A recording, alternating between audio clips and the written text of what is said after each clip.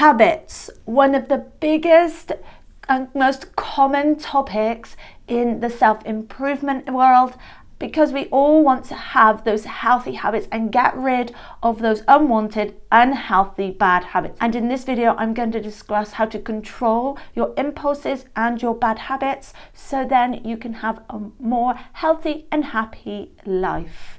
So with that all said, let's dive in. So this video was actually requested by one of my audience members. They actually asked if I could create a video about controlling the mind when it comes to healthy eating and fitness. And I said, well, my niche isn't really fitness and like healthy eating, but I know a lot about habits when it comes to creating new habits and how habits have played a role in my own life. I can guarantee that you are probably just like me. Often I think, well, I know what to do, but I just don't do it. I don't follow through with it. You know, you have to eat healthily. You have to have a lifestyle change, have good habits, exercise daily, but you don't follow through with it. You don't actually do those things. We take in all the information about it. We know what to do, but it just doesn't seem to happen. And I see this is actually quite a common thing. And so then we end up still stuck in our old habits and our old ways of living that is actually unhealthy and not serving us in any way. And most people want to be more self-disciplined, or what they seem to think is more self-disciplined. But what actually needs to take place is a behavior change. They need to change their behavior around habits, around healthy eating, around fitness. They have a particular mindset when it comes to these healthy eatings. The reason why we have particular behaviors or thoughts when it comes to healthy eating, or when it comes to particularly unhealthy eating, having bad eating habits, is because we tie it to an emotion. So most people, including myself, emotionally eat. We eat because we are filling that void, filling that hole with sugar, but with crap, because we have an emotional wound there.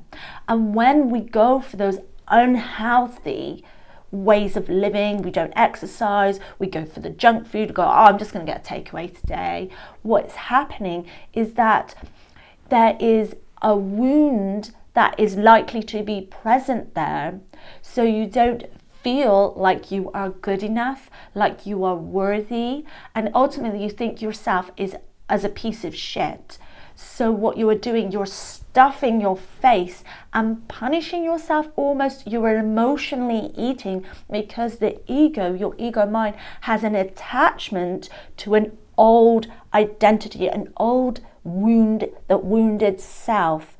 So here it's about the fact that we are lacking self-love rather than self-discipline.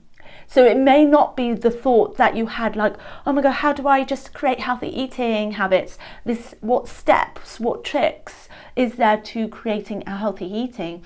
When the first step that needs to be taken is understanding the root cause of why you are not eating healthy, why you are not taking action when it comes to your fitness, or why you may not be putting in the effort to go and exercise. So before my spiritual awakening, before I did shadow work, before I think it was around 2021, early 2021, when I started on this spiritual path, I was unhealthy. I had a sedentary life. I can't pronounce that word. Sedentary lifestyle. And like probably once every 6 months I would exercise. I would go and like go for a run, go for a jog. And my partner, he's very into fitness. He does go like jogging, he goes bike riding, he plays football. And one time, like, I would just go and exercise with him. I'd go jogging with him. And my whole chest, I was like out of breath. I couldn't do it. And this was like just 15 minutes and I was like, I'm gonna die. Like, my God, I just can't keep this up. But when I began to actually do inner work, when I began to understand what shadow work was, know my self-worth, because that's what it's about, I had a whole complete identity shift. And then what happened, something just switched within me, and I can now consistently go running for at least a minimum of 45 minutes straight without stopping. And that's going up hills, down hills, because I live in the countryside where it's extremely hilly, and I sometimes jogged for like an hour. Easily do that 5k when there's that program called Couch to 5k. I don't know if that's in other countries, but there's this kind of like fitness thing, like, oh, do your Couch to 5k to keep healthy, this campaign. But I can easily do that. And every time I go for a jog now, I always think about this as like, what actually switched in me?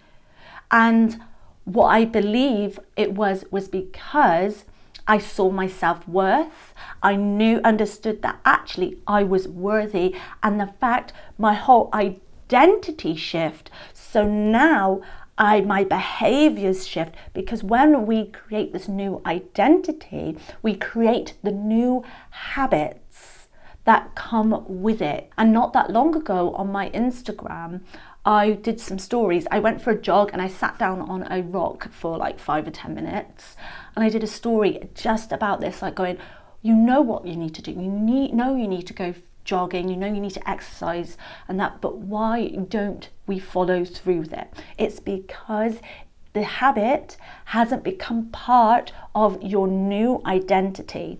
And because the ego is attached to old identities, old wounds, we don't follow through and have the consistency of the new habit. So this means we will still be emotionally attached to our pain, emotionally attached to old identities that stuff our faces full of crap because we lack the self-worth. And so we don't love ourselves enough to make the consistent change. So this may not be what you expected, but the first step to controlling your impulses is actually to go within and figure out why have that inquiry with yourself and asking yourself, why do I not look after my body and create this healthy lifestyle that I need?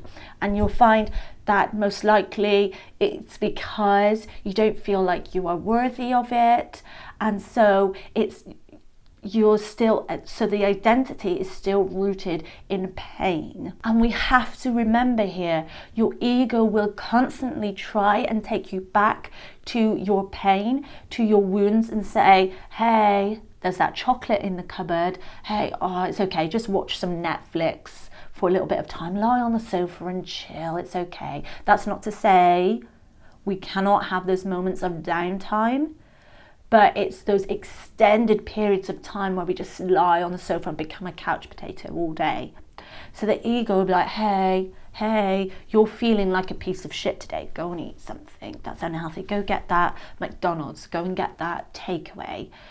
So when we do that, we have to remember that our bodies are our temples. The ego does not want you to feel like you deserve a healthy lifestyle, because it wants to keep you consistent in your old wounds, your old identities, because it doesn't like change. But our body is the temple that we have to look after. And when we know our self-worth, we see our bodies as the temple, this vessel that I have right here, this body is my fucking temple. And in a world that's full of toxins, we do have to go that extra mile to keep ourselves healthy. Well, what do I do about these habits? How do I make new ones?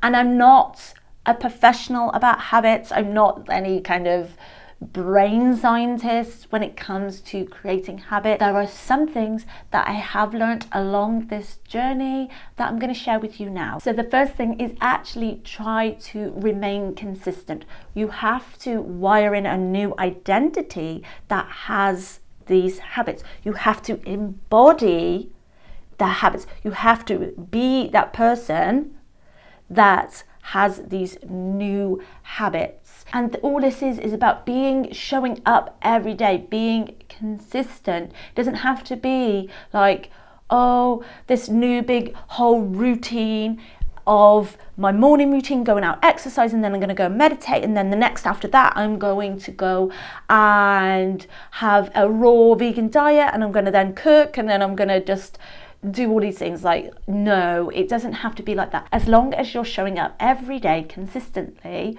with a new way of being. And the tip here I'll give you right now is actually not to replace old habits. It's not to get rid of the old habits necessarily. It's about replacing that habit with a new habit. Say, for example, you have a sweets drawer, a chocolate drawer that you always go to. It's about replacing that with some healthier options. And it's about consistently showing up and putting these new little habits in every day. So you can say, for example, part of your morning routine, you go and have a coffee. And then after your coffee, you add in one little new thing daily.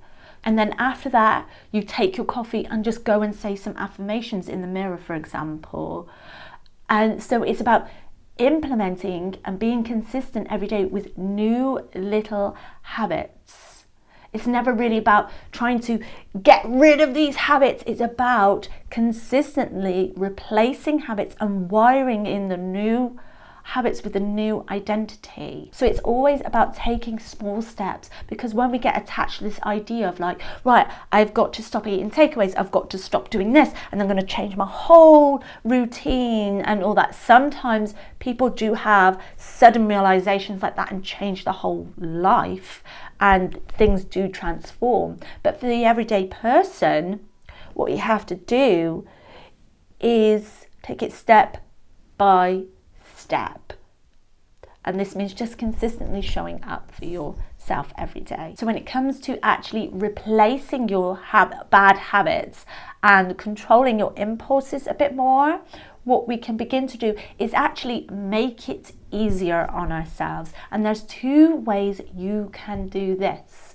So if you want a healthier lifestyle, you want to begin to have more exercise and do more exercise, then what you can do to make it easier on yourself is getting your workout clothes on and going to bed in them. So then you wake up in the morning already dressed, or you have it ready by the side of you. You get everything ready, so there's no searching for it, there's no looking, what do I need to wear? That creates this time for your ego to step in to make up some excuse of why you don't need to go and exercise. If sleeping in your workout clothes doesn't sound particularly pleasant, do the other one. So get it all ready, make sure it's right there by your bed, get up, get dressed, and then there's no excuse. So this is just taking steps to make things easier, put things in place, so then you can consistently show up.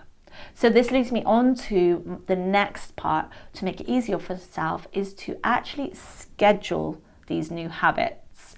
And this is not to make sure you got to stick to some regime every single day. But what I'm saying here is you can begin to associate a particular time with a particular habit or a particular part of your routine. So say, for example, 7 a.m. is when you go and have a cold shower, or 11 a.m. is when you go for your workout, or maybe you go and have your healthy whole food snack. So when we can associate a particular time with a habit, it makes it easier on ourselves because we know what we must do at that time. And this has really worked well for me. I'm somebody that does like structure and order.